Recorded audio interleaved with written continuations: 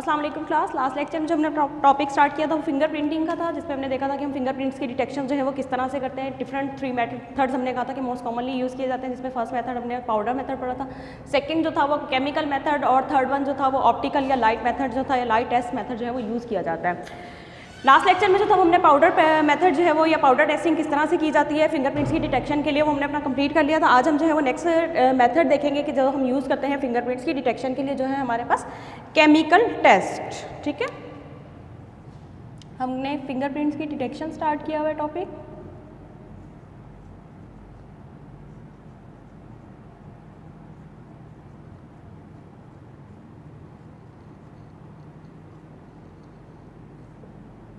ठीक है, जिसमें हमारा जो टॉपिक चल रहा था वो है केमिकल टेस्ट का, कि कौन से जो है पाउडर टेस्ट हमने लास्ट लेक्चर में कंप्लीट किया था। आज हम देखेंगे कि कौन कौन से केमिकल टेस्ट हैं जो यूज़ होते हैं फिंगरप्रिंट्स की डिटेक्शन के अंदर। ठीक है, डिफरेंट टाइप्स के केमिकल टेस्ट जो है वो ज़्यादा सेंसिटिव होते हैं as compare to powder test के। हमने क्या कहा था कि पाउडर टेस्ट हम उस वक्त परफॉर्म करते हैं जब हमारे पास जो हमारा सैंपल है या जो भी हमारे पास फिंगर्स हैं उनके अंदर जो डिफरेंट एक्राइन सेक्रेशंस है वो 500 नैनोग्राम से ज़्यादा हो, तो हम उनके लिए पाउडर टेस्ट परफॉर्म कर सकते हैं। लेकिन जो केमिकल टेस्ट है, अगर जो है वो फिंगरप्रिंट्स की जो भी हमारे पास केमिकल्स मौजूद हैं या जो भी एक्राइन सेक्रेशंस हुई हैं वो 100 to 200 नैनोग्राम की भी अगर हमारे पास सेक्रेशंस हो तो उनको हम क्या कर सकते हैं, केमिकल टेस्ट के ज़रिए जो है वो आइडेंटिफाई कर सकते हैं। ठीक है, तो इसके लिए जो रिक्वायर्ड होती है वो 100 to 200 नैनोग्राम तक की होती है। अगर सेक्रेशंस होंगी तो वो यूज़ हो सकता है। तो इसी वजह से हम कहते हैं कि केमिकल टेस्ट जो है वो ज़्यादा सेंसिटिव होते हैं एज़ कम्पेयर टू जो है पाउडर टेस्ट के। ठीक है, डिफरेंट टाइप्स के जो है वो केमिकल टेस्ट है, जिसके अंदर अगर मैं नाम बताऊँ आपको, मोस्ट कॉमनली जो यूज़ होने वाले टेस्ट हैं वो सिल्वर नाइट्रेट टेस्ट है, आयोडीन फ्यूमिंग टेस्ट है, नीन हाइड्रीन टेस्ट है, सुपर ग्लू है, फिजिकल डिवेलपर है, एंड ल्यूथीनियम ऑक्साइड टेस्ट है। ये डिफरेंट टाइप केमिकल टेस्ट हैं जो ये यूज़ होते हैं डिफरेंट फिंगरप्रिंट्स की डिटेक्शन के लिए। हम आज जो है वो 1 बाय 1 डिफरेंट टेस्ट देखेंगे किस तरह से किस टाइप के फिंगरप्रिंट्स की डिटेक्शन के लिए जो है वो यूज़ होते हैं। तो सबसे पहला जो हमारा टेस्ट है वो है सिल्वर नाइट्रेट टेस्ट। ठीक है, जो हम फर्स्ट टेस्ट देखेंगे वो हमारे पास कौन सा है, सिल्वर नाइट्रेट टेस्ट। ठीक है, सिल्वर नाइट्रेट टेस्ट का आपको पता है, हमने जब लास्ट लेक्चर में एक्राइन सेक्रेशंस की कंपोजिशन देखी थी तो उसमें हमने क्या कहा था कि हमने कहा था कि क्लोराइड्स जो हैं वो मौजूद होते हैं। तो बेसिकली क्या होता है, जो सिल्वर नाइट्रेट का मेथड है वो क्या है, सबसे ज़्यादा ओल्डेस्ट मेथड है जो कि बिल्कुल स्टार्ट से ही जो है फिंगरप्रिंट्स की डिटेक्शन के लिए जो है वो यूज़ होता है। और बेसिकली लेटेंट जो फिंगरप्रिंट्स होते हैं उनकी डिटेक्शन के लिए सिल्वर नाइट्रेट जो है वो यूज़ होता है। इसका अगर हम बेसिक प्रिंसिपल बताएं कि किस तरह से सिल्वर नाइट्रेट जो है वो यूज़ होता है फिंगरप्रिंट्स की डिटेक्शन के अंदर, तो हम सिंपलेस्ट क्या है कि सिल्वर नाइट्रेट जो मौजूद होता है वो क्या करता है, क्राइन सेक्रेशंस के अंदर जो क्लोराइड आइंस मौजूद होते हैं उनके साथ रिएक्ट करके क्या बनाएगा, सिल्वर क्लोराइड बनाता है। ठीक है, देन हम क्या करते हैं कि जो हमारा फिंगरप्रिंट्स है जिनके ऊपर हमने सिल्वर नाइट्रेट का स्प्रे किया, देन सिल्वर नाइट्रेट ने जो है एक्राइन सेक्रेशंस के अंदर मौजूद क्लोराइड के साथ जो है बॉन्डिंग बना के सिल्वर क्लोराइड बनाया। उसके बाद हम क्या करते हैं कि इससे उस फिंगरप्रिंट्स को जिसके ऊपर हमने सिल्वर नाइट्रेट का स्प्रे किया होता है लाइट में एक्सपोज करते हैं। तो लाइट की वजह से क्या होता है, लाइट एक्सपोजिंग की वजह से क्या होगा, सिल्वर क्लोराइड जो है वो ब्रेक डाउन होकर एज अ रिजल्ट क्या होगा कि हमारे पास सिल्वर जो है वो ग्रेश सिल्वर मेटल जो है वो जो है वो ऑब्टेन्ड होगी। ठीक है, मीन्स क्या है कि सिल्वर क्लोराइड डिकम्पोज होगा और एज अ रिजल्ट हमारे पास क्लोरीन गैस और सिल्वर ग्रे कलर के ग्रे सिल्वर मेटल जो है वो फॉर्म होती है। तो जो ग्रे सिल्वर मेटल होती है वो कहाँ होंगी, जहाँ जहाँ पे फिंगरप्रिंट मौजूद था, एक्राइन सेक्रेशंस मौजूद थी, उनके साथ सिल्वर नाइट्रेट ने रिएक्ट करके सिल्वर क्लोराइड बनाया। लाइट में जब हमने एक्सपोज किया तो लाइट की एक्सपोजिंग की वजह से क्या हुआ, सिल्वर क्लोराइड ब्रेक डाउन होकर क्या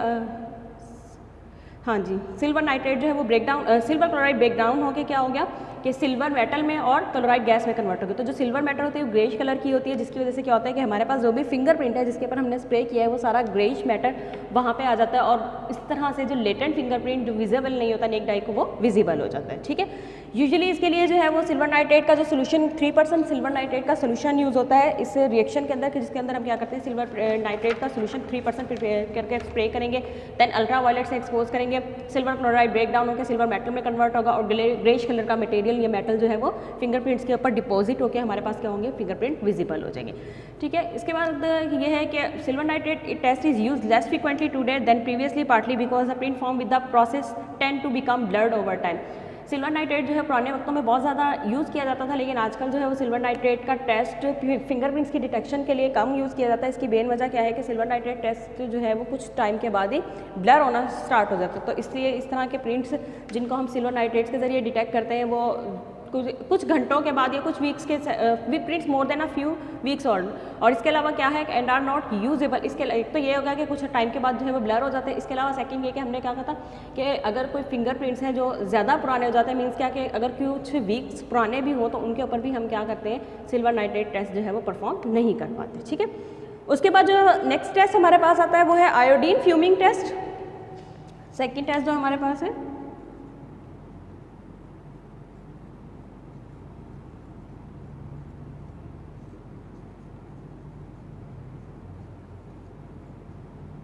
आयोडीन फ्यूमिंग टेस्ट। ठीक है, आयोडीन फ्यूमिंग टेस्ट भी बेसिकली जो लेटेंट फिंगरप्रिंट्स होते हैं उनके डिटेक्शन के लिए जो है वो यूज़ होता है। आपको पता है कि जो हमने एक्राइन सेक्रेशंस की कंपोजिशन पढ़ी थी तो हमने क्या कहा था कि उसके अंदर अमाइनो एसिड्स मौजूद होते हैं। ठीक है, अमाइनो एसिड फैटी एसिड्स जो हैं वो कुछ मौजूद होते हैं। तो बेसिकली आयोडीन फ्यूमिंग टेस्ट का बेसिक प्रिंसिपल यही है कि जो आयोडीन होती है वो जो फैटी एसिड्स के अंदर अमाइनो एसिड्स मौजूद हैं, जो फैटी एसिड्स हैं उनके साथ क्या करती है, आयोडीन रिएक्ट करके एज अ रिजल्ट क्या करती है, ब्राउनिश कलर का कॉम्प्लेक्स बनाती है। तो जैसे भी जो भी हमारे पास लेटेंट फिंगरप्रिंट है, अगर हम उसके ऊपर आयोडीन इंट्रोड्यूस करवाते हैं तो आयोडीन जो है वो फैटी एसिड्स जो भी एक्राइन सेक्रेशंस के अंदर मौजूद है उनसे रिएक्ट करके क्या करेगी, ब्राउनिश कलर का कॉम्प्लेक्स बनाती है। और क्योंकि ब्राउनिश कलर जो है वो बहुत विजिबल होता है, इस तरह से हम क्या कर सकते हैं, फिंगरप्रिंट की डिटेक्शन जो है वो कर सकते हैं। सिंपलेस्ट प्रिंसिपल, अगर बेसिक प्रिंसिपल मैं आपको बताऊं तो क्या होता है कि जो भी हमारे पास सरफेस है जिसके ऊपर भी फिंगरप्रिंट है, जिसके ऊपर से हम डिटेक्ट करना चाह रहे हैं, उसको क्या करते हैं, क्लोज कंटेनर के अंदर उस सरफेस को प्लेस करेंगे। ठीक है, क्लोज कंटेनर, देन हम एक जो है वो आयोडीन फ्यूमिंग गन जो है वो यूज़ करके आयोडीन्स के फ्यूम्स जो है वो जनरेट करते हैं। जो कंटेनर है हमारा, उसकी एक सरफेस एक साइड जो है ट्रांसपेरेंट होती है, उसी कंटेनर के अंदर हमारे पास जो भी सरफेस है जिसके ऊपर हमारे पास फिंगरप्रिंट है जिसको हम डिटेक्ट करना चाह रहे हैं, उस कंटेनर के अंदर, क्लोज कंटेनर के अंदर हम उसको जो है वो जो भी हमारे पास सरफेस है जिसके ऊपर प्रिंट है उसको हम स्टैंड करते हैं, कंटेनर के अंदर रखते हैं। देन हम क्या करते हैं कि जो फ्यूमिंग आयोडीन फ्यूमिंग गन है उसके ज़रिए से आयोडीन के फ्यूम्स जो है वो उस कंटेनर के अंदर इंट्रोड्यूस करवाएंगे। जैसे ही उस कंटेनर के अंदर जाते हैं तो जो फिंगरप्रिंट, जो सरफेस है जिसके ऊपर फिंगरप्रिंट्स मौजूद है और उन फिंगरप्रिंट्स के अंदर क्या मौजूद है, एक्राइन सेक्रेशंस मौजूद है। तो उन एक्राइन सेक्रेशंस के अंदर जो फैटी एसिड्स मौजूद है तो वो आयोडीन के फ्यूम्स हैं वो उन एक्राइन सेक्रेशंस के साथ बाइंड होके क्या करते हैं, कलर चेंज करते हैं। मीन्स कौन सा कलर का कॉम्प्लेक्स बनाते हैं, ब्राउनिश कलर का कॉम्प्लेक्स बनाते हैं। ठीक है, इस तरह से क्या होता है कि वो जो भी हमारे पास फिंगरप्रिंट होता है वो क्या हो जाता है, विजिबल हो जाता है।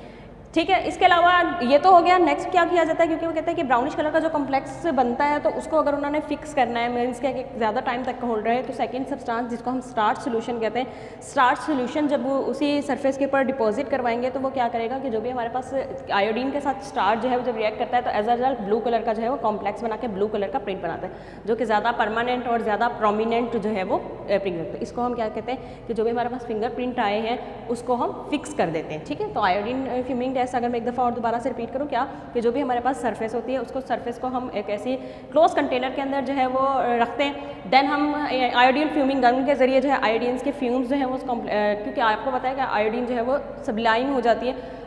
तो आयोडीन फ्यूमिंग गन के जरिए हम उसके आयोडीन के पेपर्स इंट्रोड्यूस करवाएंगे। जो भी हमारी सरफेस है जिसके ऊपर फिंगरप्रिंट्स मौजूद है, आयोडीन उन फिंगरप्रिंट्स के अंदर मौजूद फैटी एसिड्स के साथ, क्योंकि जहाँ जहाँ पे हमारे एक्राइन सेक्रेशंस होंगी वहाँ पे हमारा फिंगरप्रिंट होगा, वहाँ पे फैटी एसिड्स मौजूद होंगे, तो हमारा आयोडीन जो है वो फैटी एसिड्स के साथ रिएक्ट करके उन फिंगरप्रिंट्स को विजिबल कर देती है। ठीक है, अगर हमने इसको मजीद फिक्स करना हो तो देन हम क्या करवाते हैं, स्टार्च सोल्यूशन ऐड करवाते हैं। तो जहाँ जहाँ पे हमारे पास फिंगरप्रिंट के ऊपर आयोडीन डिपॉजिट हुई है, स्टार्च जो है वहाँ पे आयोडीन के साथ इंटरेक्ट करेगा और वो जो कॉम्प्लेक्स हमारे पास आएगा, जो भी फिंगरप्रिंट्स हैं वो हमारे पास ब्लू कलर के अंदर जो है वो विजिबल हो जाता है। ठीक है, तो ये जो यहाँ पे जो स्टार्च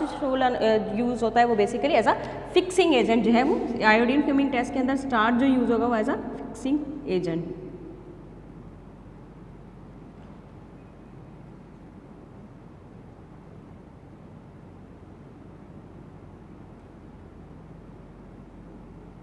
ठीक है, फिक्सिंग एजेंट के तौर पे यूज़ होता है।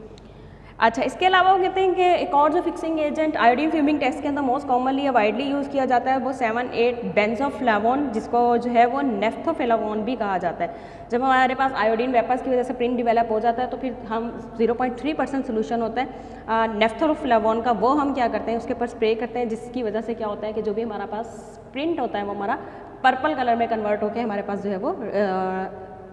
सेव हो जाता है, या प्रिजर्व हो जाता है, या क्या हम क्या कहेंगे रिटेन हो जाता है। ठीक है, मोस्ट कॉमनली वो कहते हैं कि ये वाला टेस्ट जो है वो परफॉर्म किया जाता है, बाकायदा किट्स अवेलेबल है जिसके अंदर जो है वो आयोडीन वेपर्स मौजूद होते हैं, आयोडीन्स और बेंजोफिलावोन जिसका मिक्सचर जो है वो मौजूद है। ऐसी किट्स अवेलेबल है जिनके ज़रिए हम क्या कर सकते हैं, अगर कहीं पे भी कोई ऐसे सर्फेसेज हैं जिनको हम लेबॉर्ट्री तक नहीं लेके जा सकते, लाइक वॉल्स हैं, विंडोज़ हैं, या फिर दूसरी सर्फेसेज हैं जिनके ऊपर लेटेंट प्रिंट फिंगर्स हैं, तो उनके टेस्ट के लिए भी हम क्या कर सकते हैं, आयोडीन फ्यूमिंग टेस्ट जो है वो यूज़ करते हैं। Starch use as fixing agent, या फिर कौन सा यूज़ होता है, बेंजो नेफ्थोफेलावोन, ठीक है, या फिर नेफ्थोफेलावोन, ये दोनों क्या हैं, फिक्सिंग एजेंट के तौर पे काम करते हैं आयोडीन फ्यूमिंग टेस्ट के अंदर। ठीक है, उसके बाद हमारे पास जो नेक्स्ट आता है वो most important test, most commonly used test है हमारे पास निनहाइड्रिन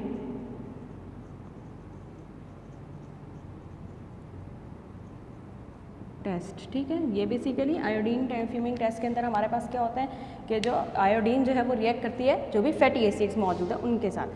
ठीक है, नेक्स्ट हमारे पास है निनहाइड्रिन टेस्ट। निनहाइड्रिन टेस्ट जो था वो किसने जो था वो सेगिफ्रेड रियोमॉन ने डिस्कवर किया था, इंट्रोड्यूस किसने करवाया था, सेगिफ्राइड रियोमॉन।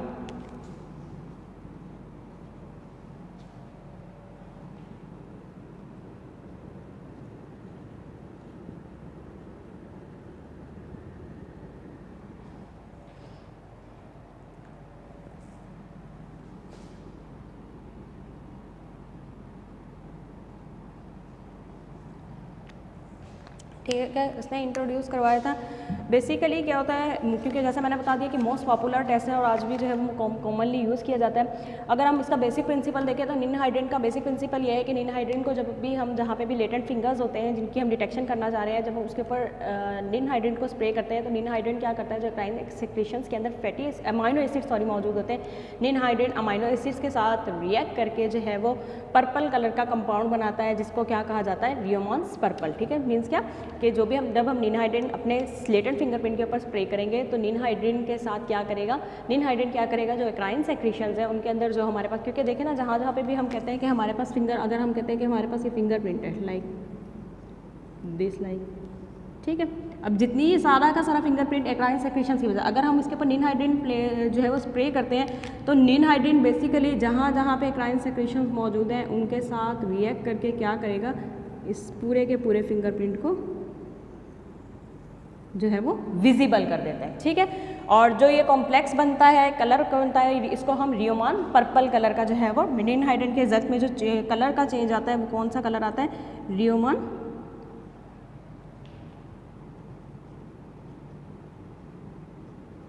पर्पल। ठीक है, उस कॉम्प्लेक्स को या कंपाउंड को जो है रियोमॉन पर्पल कहा जाता है। 0.5 सोल्यूशन को कंडक्ट करने के लिए, परफॉर्म करने के लिए क्या करते हैं, 0.5% सोल्यूशन बनाते हैं निनहाइड्रिन का, उसके बाद उसको क्या करते हैं, सोल्यूशन जो है वो किसी अप्रोप्रिएट सॉल्वेंट लाइक एथानॉल के अंदर या फिर एसीटोन के अंदर जो है वो 0.5%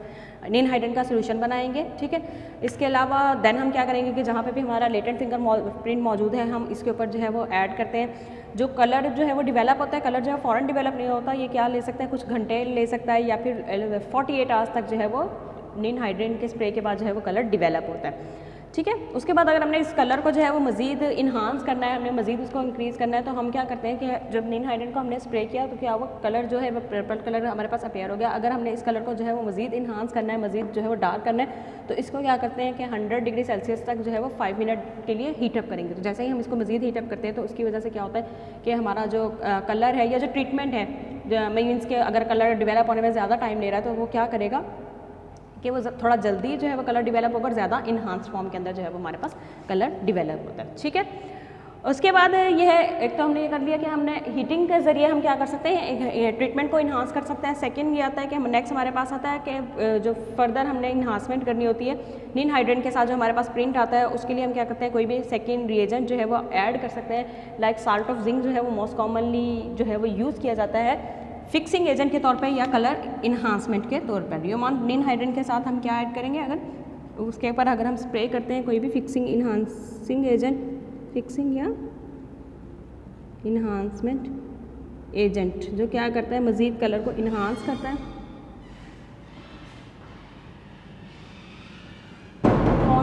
कलर,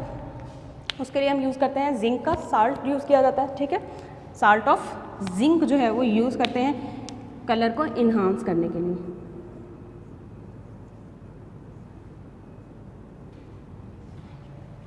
हमने क्या किया, सबसे पहले निनहाइड्रेट को जो है वो स्प्रे किया। निनहाइड्रेट ने क्या किया कि जो भी एक्राइन सेक्रेशंस होती हैं उनके अंदर जो माइनर एसिड्स मौजूद हैं उनके साथ रिएक्ट करके क्या किया, रियोमॉन पर्पल कलर का जो है वो कॉम्प्लेक्स बनाते हैं, या कलर जो भी चेंजेस आती है वो रियोमॉन पर्पल आती है। इस तरह से हमारे पास फिंगरप्रिंट जो है विजिबल हो जाता है। अगर हमने कहा कि जैसे इस टाइप को कंप्लीट होने में या कलर को डिवेलप होने में कुछ घंटे या 48 आवर्स जो है वो लाजमी लगते हैं, तो अगर हमने इस ट्रीटमेंट को इन्हांस करना है, मीन्स हम जा रहे हैं कि जल्दी कलर डिवेलप हो जाए, तो अगर हम इस प्लेट को या जिस सर्फेस के ऊपर भी हमारा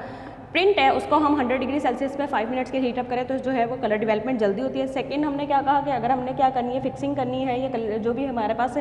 फिंगरप्रिंट आया है उसको हमने इन्हांस करना है, तो उसके लिए हम क्या करते हैं कि इसके ऊपर साल्ट ऑफ जिंक जो है उसकी डिपॉजिटिंग करवाएंगे। उसकी वजह से क्या होगा कि जो हमारे पास पर्पल कलर जो है वो ऑरेंज कलर में कन्वर्ट हो जाएगा, और उसकी वजह से क्या होगा कि हमारे पास जो कलर है वो ज़्यादा हम कह सकते हैं, क्योंकि समटाइम्स सर्फेसेज ऐसी होती हैं, कोई डार्क सर्फेस है जिसके ऊपर अगर पर्पल कलर जो है वो ज़्यादा विजिबल नहीं हो रहा, तो तब भी हम क्या करते हैं कि इन्हांसमेंट एजेंट जो है वो यूज़ करते हैं, ठीक है। निनहाइड्रेट टेस्ट जो है वो बहुत ज़्यादा पॉपुलर टेस्ट है, और इसके अलावा जो है इसको जो है सक्सेसफुली मोस्ट पॉपुलर और सक्सेसफुल टेस्ट हम इसको इसलिए भी कहते हैं कि अगर कोई फिंगरप्रिंट्स ऐसे हैं जो 15 साल पुराने फिंगरप्रिंट्स भी हैं, तो उनकी डिटेक्शन के लिए भी जो है वो निनहाइड्रेट टेस्ट जो है वो यूज़ कर सकते हैं। मीन्स क्या कि निनहाइड्रेट टेस्ट को हम यूज़ करके ऐसे फिंगरप्रिंट्स जो कि 15 ईयर्स ओल्ड भी हैं उनको भी हम क्या कर सकते हैं, डिटेक्ट कर सकते हैं, ठीक है। उसके बाद जो नेक्स्ट हमारे पास मेथड आता है वो है सुपर ग्लू का, कि सुपर ग्लू भी जो है वो हम यूज़ करते हैं अपने जो डिफरेंट हमारे पास लेटेंट फिंगरप्रिंट्स आते हैं उनकी डिटेक्शन के अंदर। फोर्थ पे हमारे पास आते हैं जो केमिकल टेस्ट है वो है सुपर ग्लू, ठीक है। सुपर ग्लू को जो है वो किस वजह इसको सुपर ग्लू इसलिए कहा जाता है क्योंकि बहुत ज़्यादा इफेक्टिव रिएजेंट है फिंगरप्रिंट्स की डिटेक्शन के लिए जो है वो ये यूज़ होते हैं, ठीक है। बेसिकली सुपर ग्लू के कुछ जो जनरल इसके इंग्रेडिएंट्स होते हैं उसमें मिथाइल और ethyl ester of cyanoacrylic acid, methyl two cyanoacrylate और इथाइल टू साइनोएक्राइलेट जो है वो इसके अंदर मौजूद है। बेसिक प्रिंसिपल सुपर ग्लू को यूज़ करने का क्या है कि वही सेम, अगर हमारे पास कंटेनर है उस कंटेनर के अंदर हम उसी सरफेस को जो है वो सस्पेंड करते हैं, खड़ा करते हैं, जो भी हमारे पास जिस सरफेस के ऊपर भी फिंगरप्रिंट है, ठीक है। उसके बाद हम क्या करेंगे, सुपर ग्लू को जो है वो हीट करते हैं। जैसे ही सुपर ग्लू को हीटअप करेंगे उसका टेम्परेचर इंक्रीज़ होगा तो उसके अंदर से जो है वो कलरलेस वेपर्स जो है वो प्रोड्यूस होंगे। जो कलरलेस वेपर्स होते हैं वो क्या करते हैं कि एक्राइन सेक्रेशंस के अंदर जितने भी ऑयली प्रोडक्ट्स मौजूद होते हैं वो कलर जो वेपर्स होते हैं वो एक्राइन सेक्रेशंस की जो ऑयली प्रोडक्ट्स हैं उनके साथ रिएक्ट करके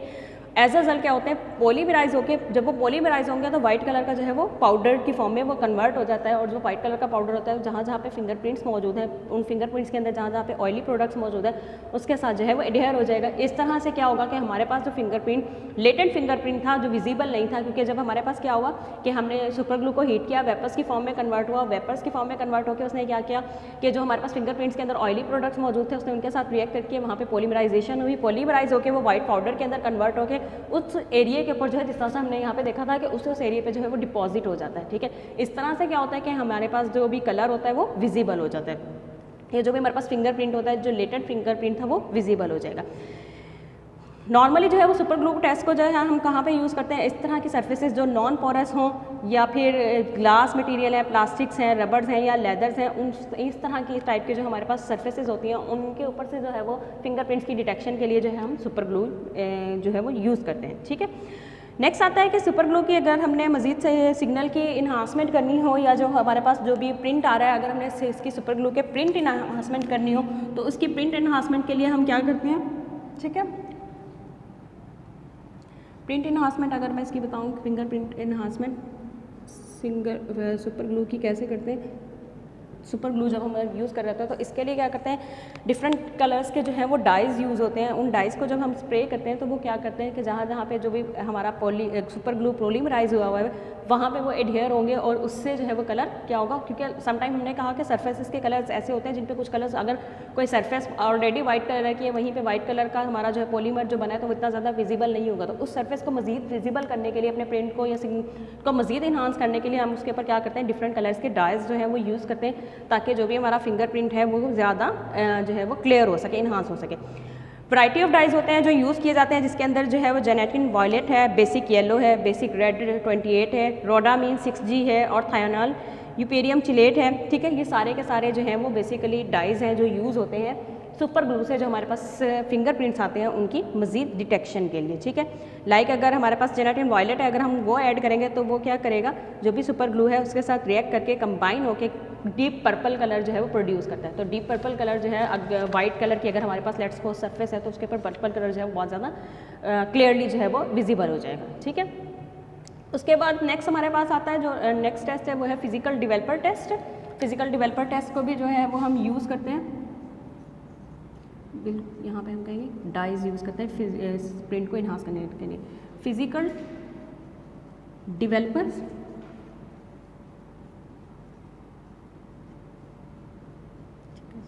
पीडी से हम रिप्रेजेंट करते हैं। फिजिकल डेवलपर्स भी जो है वो यूज़ होते हैं हमारे पास जो फिंगरप्रिंट्स होते हैं उनकी आइडेंटिफिकेशन के लिए।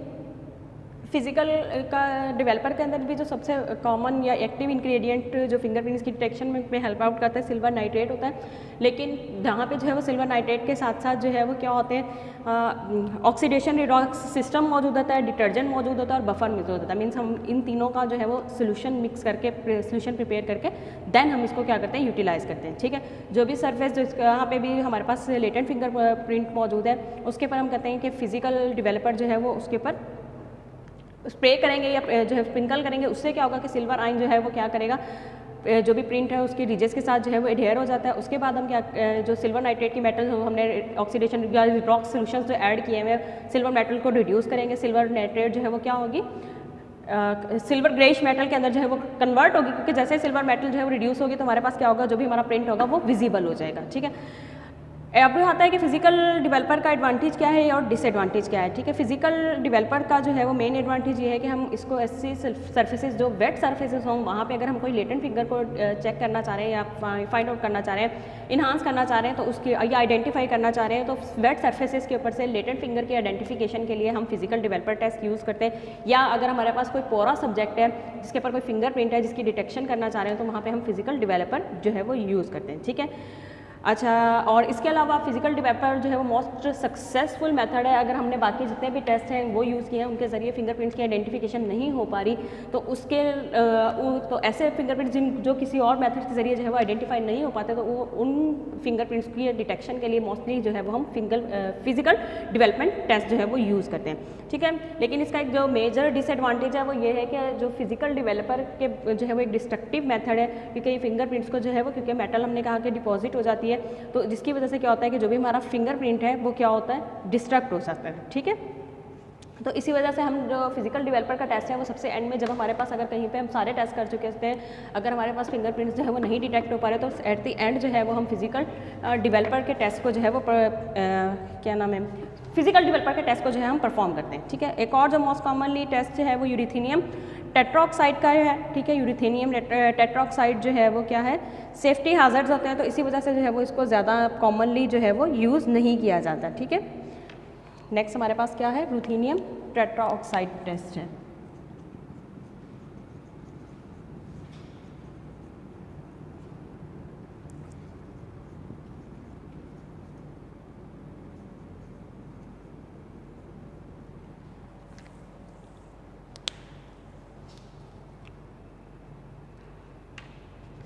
तो इसीलिए जो ये बहुत लिमिटेड जो है वो यूज़ किया जाता है। नेक्स्ट हमारे पास जो टाइप आती है वो है लाइट टेस्ट की, ठीक है। कि लाइट टेस्ट जो है वो अभी हम यूज़ करते हैं फिंगरप्रिंट्स की आइडेंटिफिकेशन के लिए। लाइट टेस्ट कौन कौन से बेसिकली 3 टाइप्स के लाइट टेस्ट होते हैं जो यूज़ करते हैं फिंगरप्रिंट्स की डिटेक्शन के लिए।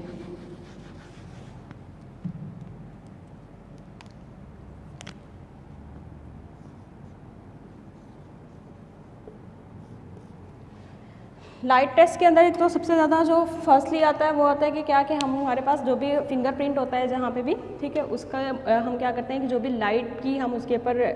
Simplest modification of light to reveal are latent petty simply to shine a strong line sources at an oblique angle to the surface. जो भी हमारे पास लाइट हम फॉल करवाते हैं अगर हम उसका डिफरेंट एंगल्स जो है वो चेंज करके ऑब्लाइक एंगल पे जो है अगर हम उसके ऊपर जो है वो फॉल करवाएं तो उससे क्या होता है कि समटाइम जो लेटेंट फिंगरप्रिंट्स जो विजिबल नहीं हो रहे थे वो विजिबल हो जाते हैं, ठीक है। तो strong line sources at an oblique angle light को अगर हम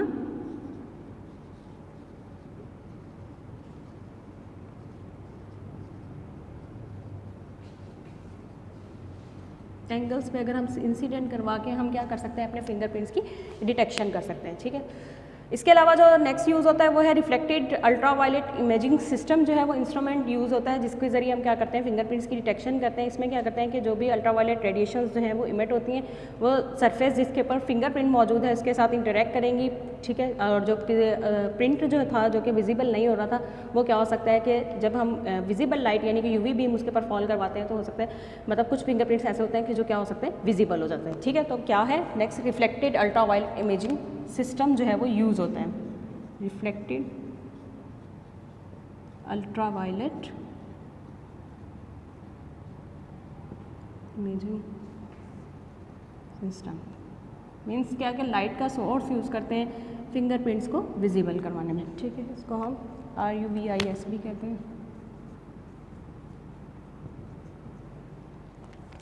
और जो लास्ट वन है वो है 1970 में जो है वो लेज़र का जो है वो यूज़ स्टार्ट किया गया फिंगरप्रिंट्स की डिटेक्शन के लिए, क्योंकि वो कहते हैं कि जब हम लेज़र बीम को जो है वो फॉल करवाते हैं लेटेड फिंगरप्रिंट्स के ऊपर, तो उसकी वजह से क्या होती है कि फ्लोरेसेंस होती है, ठीक है। जो भी कंपोनेंट्स मौजूद हैं जब वो फ्लोरेसेंस कॉज करते हैं तो उसकी बेसिस पे क्या कर सकते हैं, फिंगरप्रिंट्स की आइडेंटिफिकेशन की जाती है, ठीक है। Laser beam